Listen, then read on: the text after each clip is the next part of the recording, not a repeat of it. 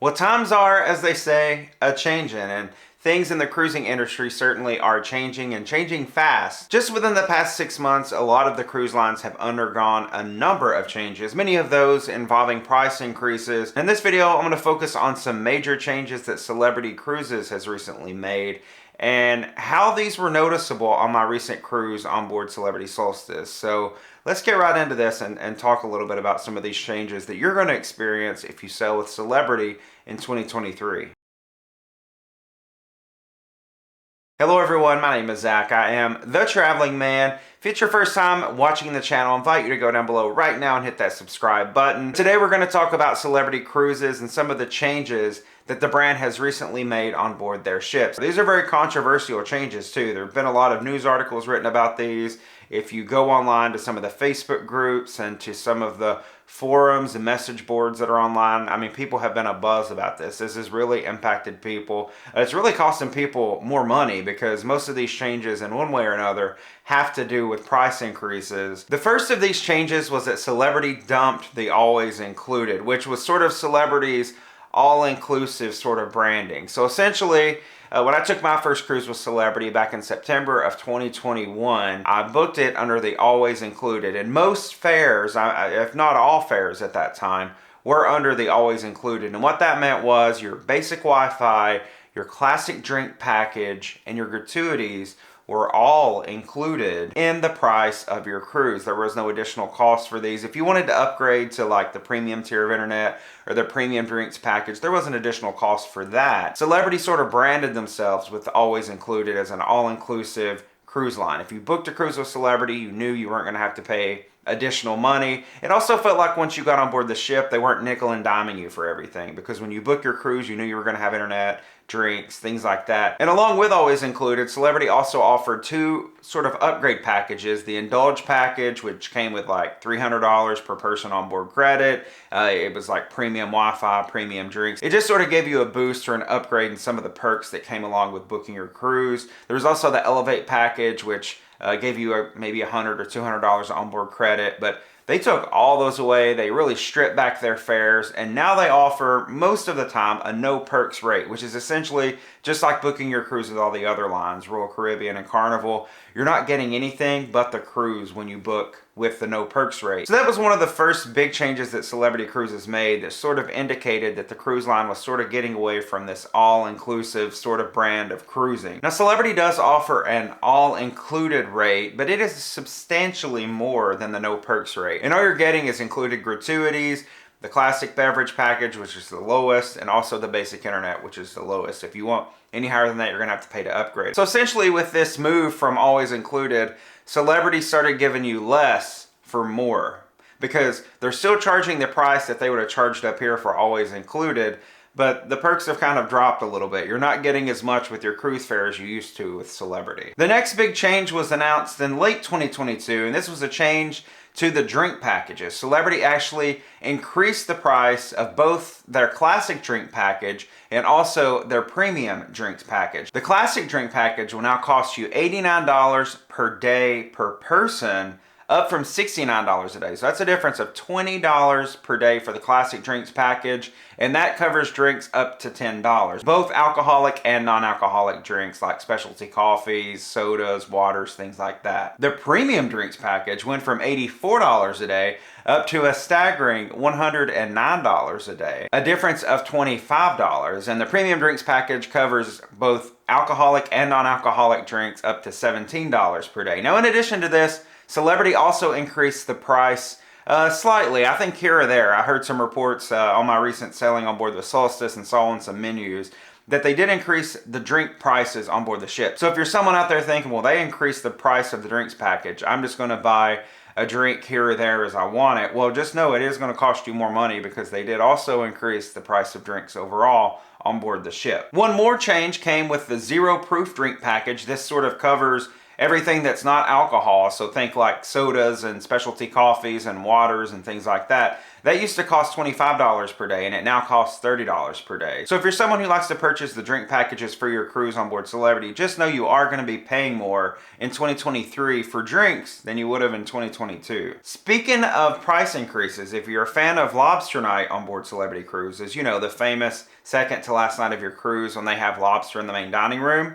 Well, if you're a fan of lobster, it's probably going to cost you more now, because now Celebrity has implemented a $16.99 plus 18% gratuity charge for additional lobster tails in the main dining room. Guests will still have the option of getting one lobster tail on Lobster Night, but if you want any more than that, it's going to cost you. Now, when I sailed on board Celebrity Solstice recently, I did have Aqua Class, which means I was dining in Blue Restaurant each evening. And if you are in Aqua Class, or maybe you're in the retreat and you're getting to dine in Lumine, you will not be subject to the additional fee for lobster. I did check. I did ask my waiter in Blue Restaurant on Lobster Night. He came around and I ordered one piece of lobster, and I was like, hey, let me ask you, if I order a second, are you going to charge me $16.99 plus 18% gratuity? And he was like, oh no, it's complimentary in here, it's free. So I actually got 2 or 3 pieces of lobster and enjoyed it. So if you are booked into Aqua Class, or if you are booked into the retreat and going to be dining at Lumine, you will not incur any additional charge. You can eat all the lobster you want in there. But if you are in the main dining room and you want more than one piece of lobster, well, you're going to have to pay up for it. $16.99 plus 18% gratuity puts you north of $20, by the way. What do you guys think about the additional cost for lobster? I've never found the lobster on any ship. I'm not knocking Celebrity by saying this. I would say this about any cruise line. I've never found the lobster on the ships worth paying that much more for. So what do you think about that change? Do you think it's worth it? Would you, if you're in the main dining room on Lobster Night, would you pay the additional cost, $20.04, to have more lobster? Let me know what you think. We come to our next big change that Celebrity has recently implemented across their fleet of ships. That is that room service now has a fee associated with it other than continental breakfast. Think very continental. And I'm going to insert some clips right here. You can actually see the menu, and I'm pointing out the continental selections.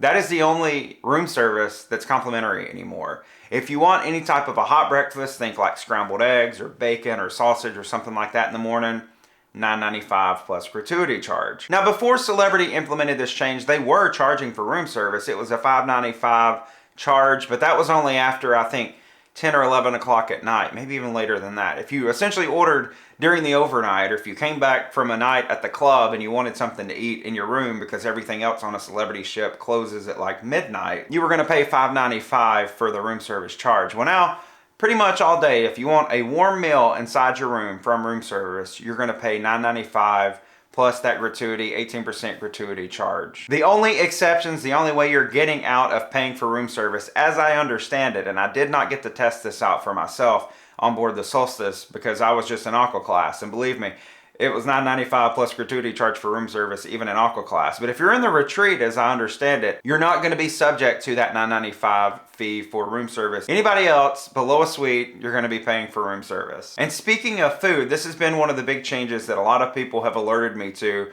particularly earlier this year, before I went on my Solstice sailing. I had recommended, if you've watched my videos, you know I love the Edge series of ships. I always recommend to folks, try an Edge class ship. Try an Edge class ship. You'll love it.